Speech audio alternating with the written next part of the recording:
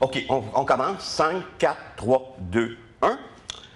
On commence par fanfreluche. Je vais me retourner, c'est le blackout. Fanfreluche, s'il vous plaît.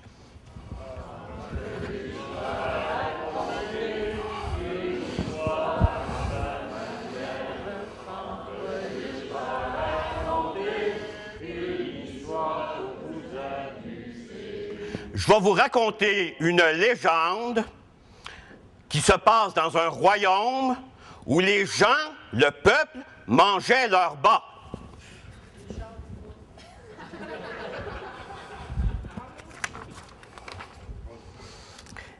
Il était une fois, on répète? Il était une fois, dans un lointain pays, un premier ministre triste. Il faudrait dramatiser sur le triste. Un premier ministre triste.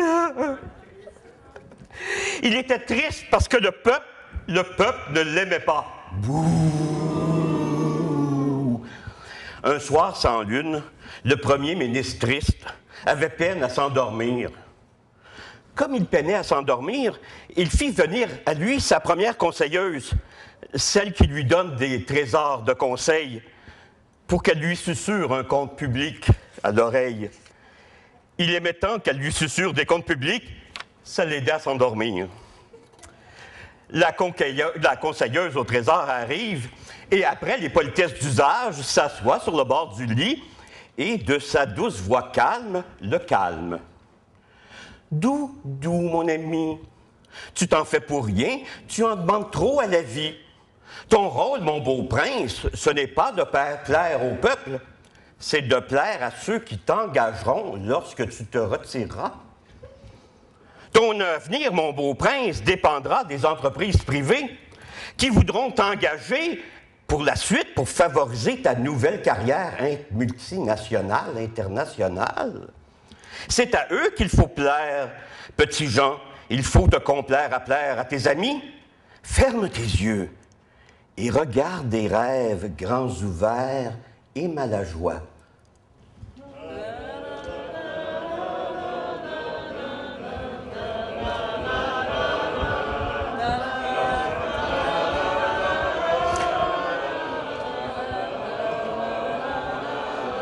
Petit Jean se promène de cocktail en cocktail. Il rencontre des gens importants qui boivent à petites gorgées, embrassant négligemment leurs verres et de grosses liquidités. Ce sont des gens d'affaires à qui il doit plaire.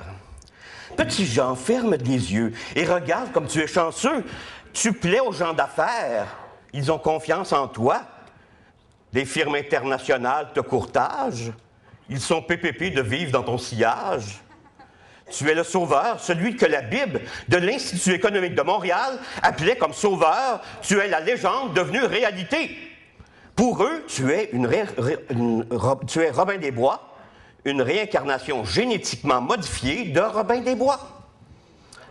Enfin, la légende disait vrai. Le voilà de retour, le Robin des Bois, celui qui vole aux pauvres pour donner aux riches, celui sur qui l'on peut compter pour accéder à une société pleinement asymétrique, une société où les riches pourront enfin s'enrichir et où les pauvres devront travailler pour rester pauvres. Oui, Jean, tu n'es pas le méchant prince Jean. Tu es la réincarnation génétiquement modifiée de Robin des Bois. S'il vous plaît, partez de Robin des Bois.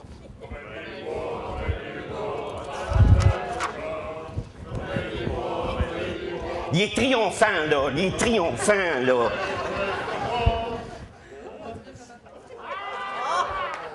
Petit Jean se sent maintenant rempli d'une mission, d'une grande mission.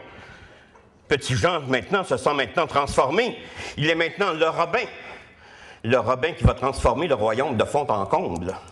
Le Robin vengeur. Celui qui ramènera la justice du bon côté de la balance. Trop d'argent sonnant a été donné à la plèbe. Fini le temps des 7 plèbes d'Égypte.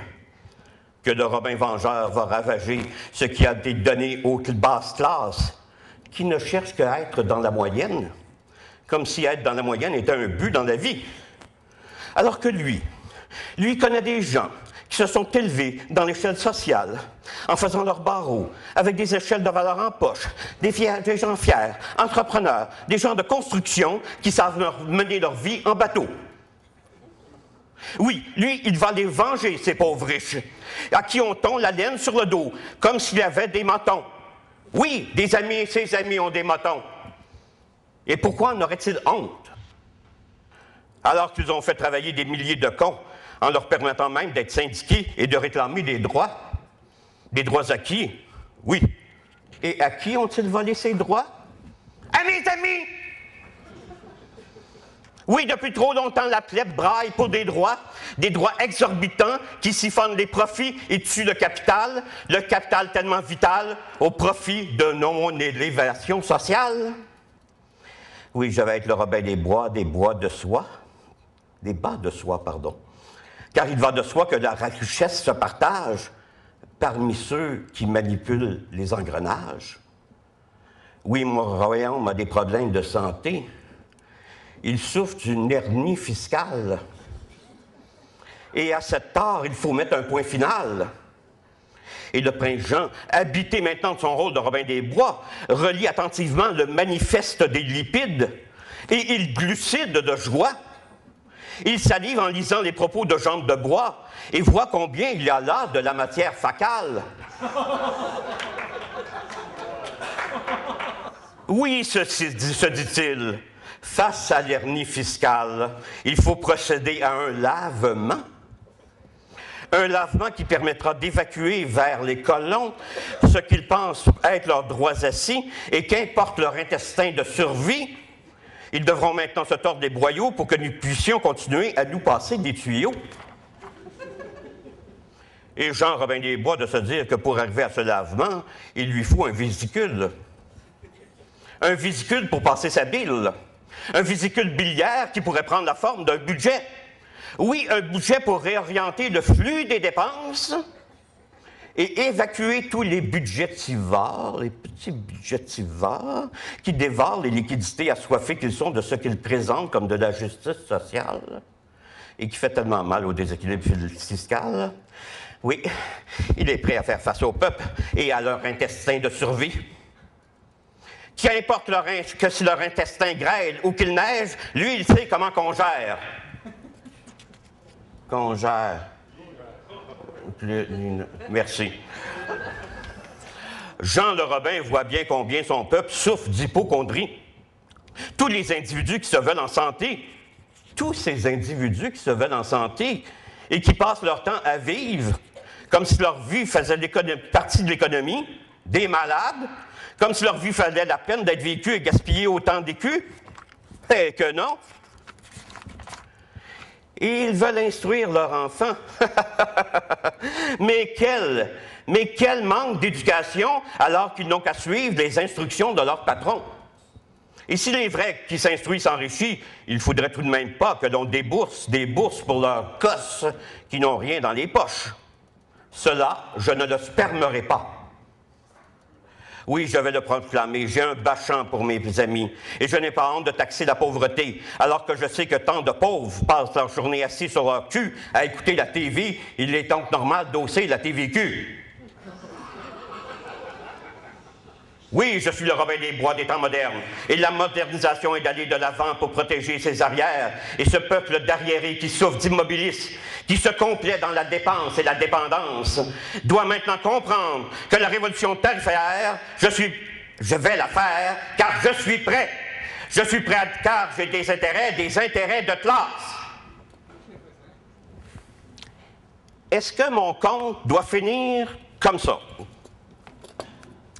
Est-ce qu'on va laisser Charest le hautbois des privilégiés et toutes les jambes de bois du Québec qui penchent vers le déséquilibre fiscal? Attention, peuple en marche. Faut sentir la talente. Madame, vous ne bougez pas. Non, il y a du monde difficile à mobiliser. OK, faut qu'on se sente. Allons, non, remettons-nous en marche. La marche est haute, mais il faut monter pour ne pas descendre. Marchons, marchons, marchons ensemble, marchons d'un bon pas, Des salauds veulent que l'on mange nos bas. Ils ont commencé par nous serrer la ceinture. Ils nous volent toute couverture. Allons, marchons, marchons ensemble. Pas à pas, reprenons la marche de nos droits. Pas à pas, faisons reculer les dévots de Vos, les évangélistes du libéralisme, les mortifères qui nous mènent en enfer. Allons, marchons, marchons au pas et ne nous décourageons pas. Ils veulent que nous fassions manger nos bas et nous ne leur demanderons pas un chausson avec ça. Oui, ça ira, on ne les mangera pas nos bas. Oui, ça ira, on ne les mangera pas nos bas. Merci.